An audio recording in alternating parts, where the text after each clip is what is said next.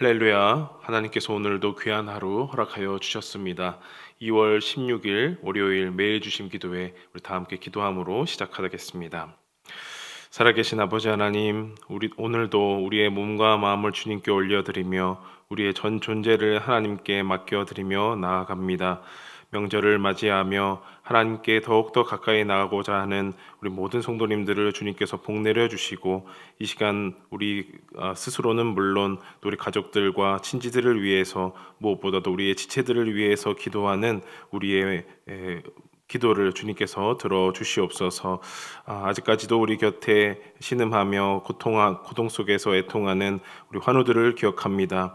폐암으로 말미암아 수도 달 동안 기도하며 이제 해를 넘어서서 계속해서 약을 복용하고 항암하는 우리 권사님 가운데 함께하여 주시옵소서. 그 마음을 어루만져 주시고 무엇보다도 약을 복용하면서 부작용 없게 하여 주시고 그 마음 가운데 하루라도 더 교회를 출석하고 싶고 예배를 드리고 싶고 또 사람들을 만나고 싶은 마음이 있습니다.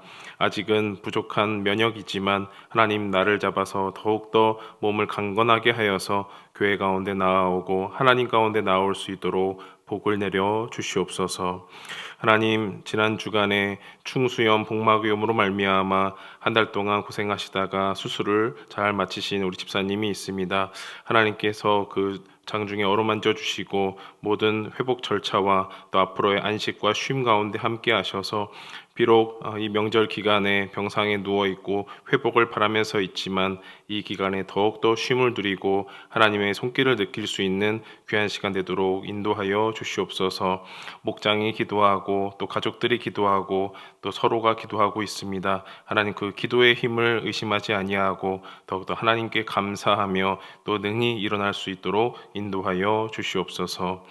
하나님, 지난 주간에는 또한 두통이 심해서 검사를 받았던 우리 또 자녀가 있습니다. 뇌전증이 의심이 되고 또 뇌의 양성 종양까지 의심을 하면서 MRI 검사까지 마쳤습니다. 2월 말에는 결과가 나올 것인데 하나님 어떤 결과가 나오든지 간에 모든 것을 하나님께 맡기며 모든 것을 주님께 소망을 두며 나올 수 있는 모든 가정 되게 하여 주시고 이를 가지고 마음 조려하는 우리 부모의 마음도 어루만져 주시고 하나님 속히 또 아무 일 없이 순조롭게 결과가 잘 나올 수 있도록 주님 역사하여 주시옵소서. 아직은 어린 나이 가운데 많은 것이 두려울 것인데 하나님께 기도하며 하나님 붙잡는 시간 될 수 있도록 역사하여 주시옵소서. 하나님 우리 교회에도 하나님 복내려 주셔서 이렇게 서로를 위해서 기도하고 주님께 더욱더 가까이 나아가는 이 시간들 가운데 하나님 더욱더 크신 은총을 내려주시고 더욱더 교회를 위해서 기도하고 하나님 나라를 위하여 일상 속에서 힘쓰는 우리 모든 교우들 될 수 있도록 역사하여 주옵소서.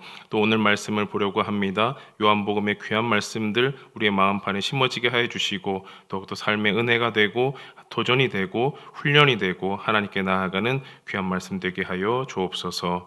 감사드리며 예수님의 이름으로 기도하옵나이다. 아멘.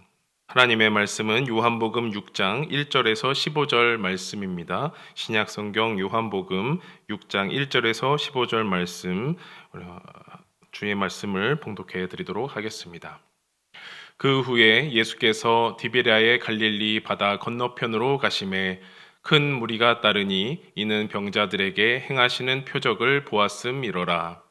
예수께서 산에 오르사 제자들과 함께 거기 앉으시니 마침 유대인의 명절인 유월절이 가까운지라. 예수께서 눈을 들어 큰 무리가 자기에게로 오는 것을 보시고 빌립에게 이르시되 우리가 어디서 떡을 사서 이 사람들을 먹이겠느냐 하시니 이렇게 말씀하심은 친히 어떻게 하실지를 아시고 빌립을 시험하고자 하심이라. 빌립이 대답하되 각 사람으로 조금씩 받게 할지라도 200데나리온의 떡이 부족하리이다. 제자 중 하나 곧 시몬 베드로의 형제 안드레가 예수께 여짜오되 여기 한 아이가 있어 보리떡 5개와 물고기 2마리를 가지고 있나이다. 그러나 그것이 이 많은 사람에게 얼마나 되겠사옵나이까. 예수께서 이르시되 이 사람들로 앉게 하라 하시니 그곳에 잔디가 많은지라 사람들이 앉으니 수가 5,000명쯤 되더라. 예수께서 떡을 가져 축사하신 후에 앉아있는 자들에게 나눠주시고 물고기도 그렇게 그들의 원대로 주시니라. 그들이 배부른 후에 예수께서 제자들에게 이르시되 남은 조각을 거두고 버리는 것이 없게 하라 하시므로 이에 거두니 보리떡 5개로 먹고 남은 조각이 12바구니에 찼더라. 그 사람들이 예수께서 행하신 이 표적을 보고 말하되 이는 참으로 세상에 오실 그 선지자라 하더라. 그러므로 예수께서 그들이 와서 자기를 억지로 붙들어 임금으로 삼으려는 줄 아시고 다시 혼자 산으로 떠나가시니라. 아멘. 네, 하나님 말씀 같이 읽었습니다. 명절의 시작을 하나님 말씀과 함께 또 기도의 자리에서 이렇게 나누게 하시니 참으로 감사를 드리고 하나님께 영광을 올려드립니다. 오늘 말씀은 우리가 익히 많이 들었고 또 교회학교 시절부터 우리가 많이 사모했던 그런 말씀들입니다. 오병이어의 기적에 대한 이야기입니다. 네, 그래서 오늘 매일 성경의 제목을 보면 결핍에서 시작되는 은혜라고 되어 있습니다. 결핍에서 시작되는 은혜. 아주 좋은 제목인데요. 제가 부제를 붙여봤습니다. 어디서 vs 얼마나. 어디서와 얼마나가 대립되는 그런 것이 오늘의 말씀의 또 주제가 되겠습니다. 먼저 그 배경을 좀 먼저 살펴보겠습니다. 이제까지 많은 병자들을 고치시고 또 사람들에게 많은 가르치심을 전파했던 예수님, 또 그 예수님을 따르는 많은 사람들이 오늘 말씀의 배경이 되겠습니다. 많은 병자들에게 그리고 어려움을 겪는 이들에게 아주 실제적인 기적과 좋은 가르침을 예수님께서 주셨지요. 그런데 이 일로 인해서 많은 사람들의 칭송을 받고 따름을 받았지만 유대인들에게는 좋지 않은 그런 시선을 받았고 급기야는 예수님을 죽이려고 하는 그런 시발점이 되었다라는 것입니다. 요한복음 5장 18절의 말씀을 먼저 보려고 합니다. 요한복음 5장 18절 말씀을 보면 유대인들이 이로 말미암아 더욱 예수를 죽이고자 하니 이는 안식일을 범할 뿐만 아니라 하나님을 자기의 친아버지라 하여 자기를 하나님과 동등으로 삼으심이로라. 그러니까 예수님이 유대인들에게 일부러 적대감을 가지려고 한 것도 아닌데 안식일에 대해서 말씀하시고 행하시고 또 사람을 고치시면서 하나님의 일을 나도 한다라고 하였던 것뿐인데 유대인들은 이것을 트집 잡고 흠으로 잡아서 예수님을 죽이려고 하는 그런 음모를 펼쳤다라는 것이죠. 이미 슈퍼스타가 되신 예수님이 디베랴 갈릴리 바다 건너편으로 가시는 이 와중에도 이런 음모가 있었고 또 이에 반해서 순진무구한 많은 무리들은 예수님을 따라가면서 또 어떤 기적이 일어날까 또 두근두근 설레는 마음으로 따라갔다라는 겁니다. 때마침 6월절 절기가 되어서 더욱 많은 이들이 예수님 곁으로 몰려들었습니다. 예수님의 기적도 보고 예수님의 말씀도 듣다 보니 시간이 많이 흘렀습니다. 사람들은 그 큰 무리들은 배고플 시간이 되었고 이제 예수님이 의미심장한 질문을 남기셨습니다. 요한복음 6장 5절 6절 말씀을 읽어보면요. 예수께서 눈을 들어 큰 무리가 자기에게로 오는 것을 보시고 빌립에게 이르시되 우리가 어디서 떡을 사서 이 사람들을 먹이겠느냐 하시니 이렇게 말씀하심은 친히 어떻게 하실지를 아시고 빌립을 시험하고자 하심이라. 이 질문에 대한 첫 인상이 있습니다. 첫 인상.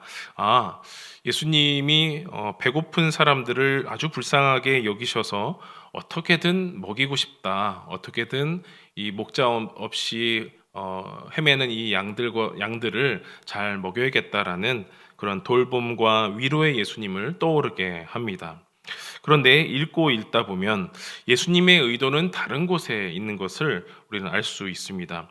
6절에 있는 것처럼 빌립을 시험하고자 했던 것입니다. 빌립을 시험하고자 하였다. 그런데 6절을 보면 이 6절은 예수님의 말씀이 아니고 요한의 이제 기록이죠.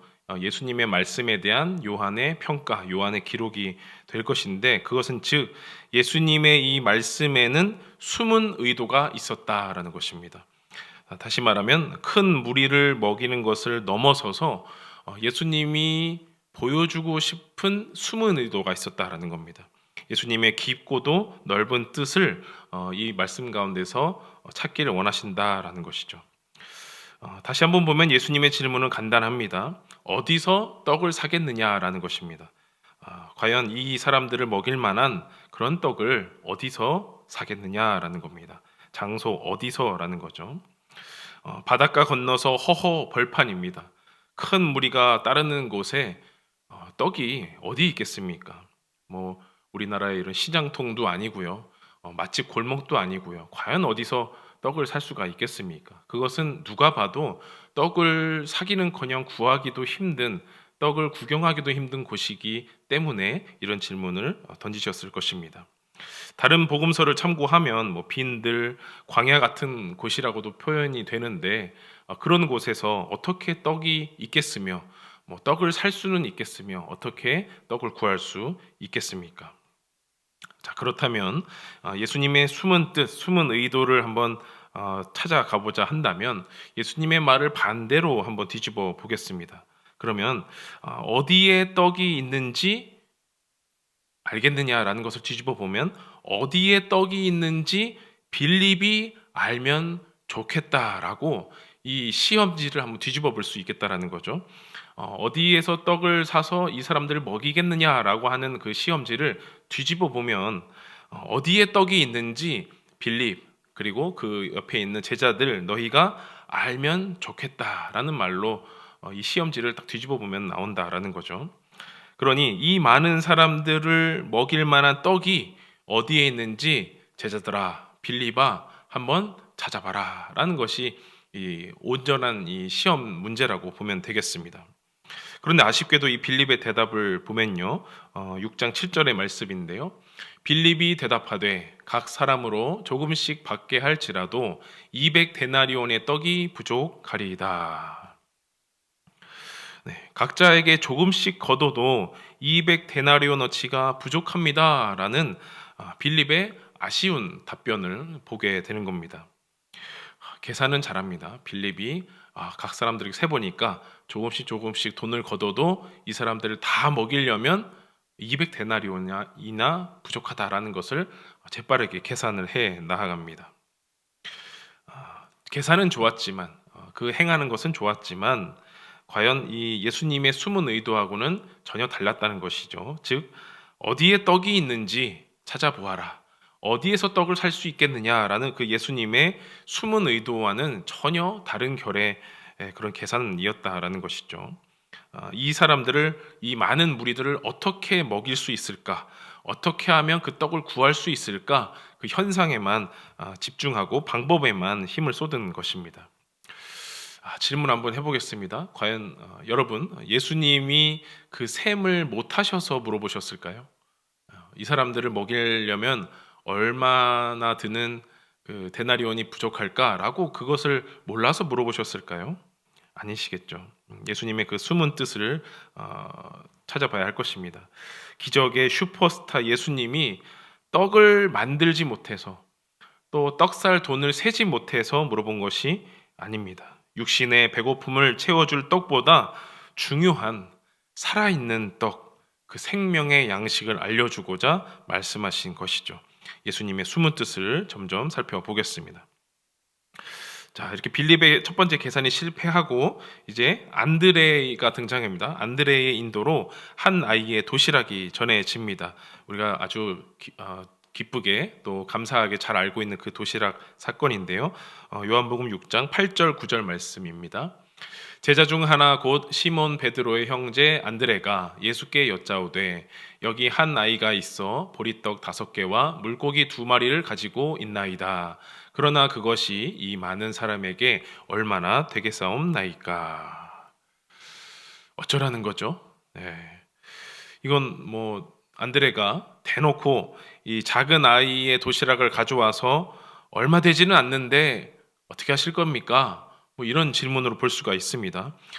대놓고 축복을 바라는 건지 아니면 어쩌라는 건지 예수님을 시험하고자 하는 건지 도무지 이 안드레의 의도는 알 수는 없지만 예수님은 아무 대답도 하지 않으시고 결과적으로 축사하시고 많은 이들이 잔디에 앉아서 먹게 되었습니다. 빌립과 이 안드레의 오해가 있었지만 결과적으로는 많은 이들이 긍휼함을 얻게 되었죠. 소위 오병이어의 이적이라고 불리는 이 사건은 자신의 작은 도시락을 바쳤던 아이의 헌신으로도 유명합니다. 그래서 이 헌신과 예수님의 기적이 잘 포장되어서 이 헌신과 은혜가 어우러진 이야기로 알려져 있습니다. 그런데 속 내용들을 이렇게 살펴보니까요, 예수님의 숨은 뜻, 숨은 의도와 제자들의 오해를 바탕으로 벌어진 아주 놀랍고도 아주 애매했던 그런 잔치라는 것을 이제 읽게 되는 것이죠. 빌립은 어떤 사람이었습니까? 실용적으로 사람을 먹이려고 계산을 하던 사람이었습니다. 안드레는 어떤 사람이었습니까? 한 아이의 도시락을 대뜸 가져와서 이거밖에 없는데 이거 가지고 얼마나 먹이겠습니까? 라고 되묻는 엉뚱한 제자였습니다. 모두가 예수님의 숨은 뜻을 알지 못하고 주님께로 나온 제자들인 것이죠. 오늘 오병이어의 기적의 이 오해는 결론이 아름다워서 그나마 다행이지, 만약에 예수님이 야, 지금 내가 너보고 계산하라 그랬냐? 내가 지금 너보고 저 아이 도시락을 뺏어오라 그랬냐? 라고 화를 내셨으면 아무런 기적도 없이 제자들도 또 많은 무리들도 실망하고 배고픈 채로 끝났을 것입니다. 그런데 긍휼하신 예수님이 배고픈 무리 모두를 불쌍히 여기시고 그들의 결핍된 상황을 충만하게 채워주시면서 상황은 일단락이 되었습니다. 자, 이제 남은 것은 사람들의 반응입니다. 제자들이 오해한 와중에 배부르게 먹은 무리들은 어떻게 예수님께 반응을 했을까요? 14절, 15절 말씀을 보면요. 그 사람들이 예수께서 행하신 이 표적을 보고 말하되 이는 참으로 세상에 오실 그 선지자라 하더라. 그러므로 예수께서 그들이 와서 자기를 억지로 붙들어 임금으로 삼으려는 줄 아시고 다시 혼자 산으로 떠나 가시니라. 떡이 어디에 있는지 제자들은 알지도 못하고 어디에서 사야 될지 도무지 관심도 없고 오해만 있었습니다. 그리고 배부르게 먹은 무리들은 예수님의 기적을 경험하였지만 예수님을 선지자로 떠받들려고 하고 또 장차 예수님을 붙잡아서 임금으로 삼으려고 하는 그런 의도까지 보이게 됩니다. 결국 기적의 예수님, 슈퍼스타 예수님을 궁지에 몰아서 떠나게끔 하였습니다. 요한복음 6장 전체에서 계속해서 회자할 말이지만 떡은 어디에 있을까라는 질문이 마음에 남습니다. 본문 속에서 떡 자체에 그리고 기적 자체에 몰두해서 눈이 가려진 사람들을 보면서 그리고 예수님의 숨은 의도를 알지 못해서 오해한 제자들을 보면서 우리 자신의 모습은 아닌지 이 시간 되돌아보게 됩니다. 사랑하는 여러분, 떡은 어디에 있을까요? 바로 예수님이 생명의 떡이시고 살아있는 떡 자체이십니다. 기적을 보여주시고 말씀을 가르치시면서 과연 나를 따르는 이들이 나 예수를 그리스도로 알고 있는지, 예수 안에 참 생명이 있음을 믿고 있는지에 대한 그 질문이 오늘 이 재밌는 이야기 오병이어의 기적 속에 담겨져 있는 것이고 우리를 향한 그 질문이 되는 것입니다. 오늘 우리의 삶 속에서 이 질문에 대한 대답을 마음속으로 한번 고집어 보면 좋겠습니다. 나는 어떻게 예수님을 여기고 있는지, 눈앞에 나를 배부르게 할 것에 예수님이 가려져 있는 채로 살고 있지는 않은지, 예수 안에 참 생명이 있음을 고백하며 살아가고 있는지 점검해보는 오늘이 되길 간절히 원합니다. 마지막으로 같이 우리 오늘의 말씀을 정리하는 그런 문장을 읽어보겠습니다. 떡은 어디에 있을까? 살아계신 떡, 예수님을 찾아보는 삶. 떡이 어디에 있는지 궁금하게 또 살펴보시고 그래, 우리의 살아있는 떡, 생명의 양식은 예수님이야. 그 예수님을 삶 속 가운데 느끼고 찾아보는 그런 모든 삶을 누리시길 간절히 소망합니다. 기도하겠습니다. 살아계신 아버지 하나님, 우리에게 살아있는 떡, 생명의 양식, 우리 주님을 보내주심을 감사드립니다.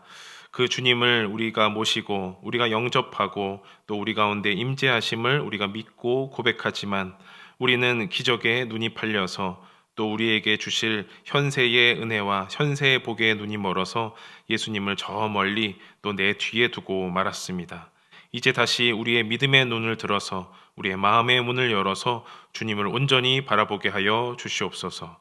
우리의 생명의 양식 되신 주님을 생각하며 우리의 일상 속에 그 생명의 떡을 어떻게 받아들이고 어떻게 예수님을 모시고 살아갈 수 있을지 고심하며 오해하지 않고 이해하며 나아가는 우리 모두 되도록 인도하여 주시옵소서. 온전히 주님을 찾고 바랍니다. 예수님의 이름으로 기도하옵나이다. 아멘. 계속해서 기도하며 나아가시겠습니다.